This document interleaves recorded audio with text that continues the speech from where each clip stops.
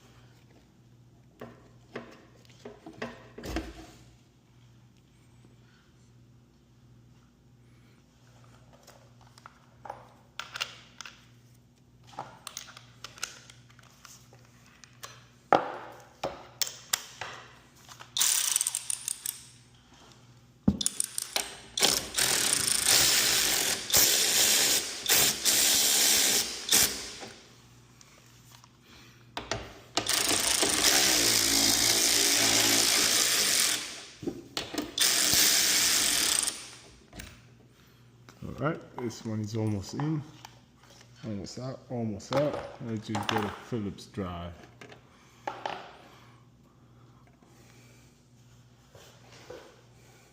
You know what, let's plug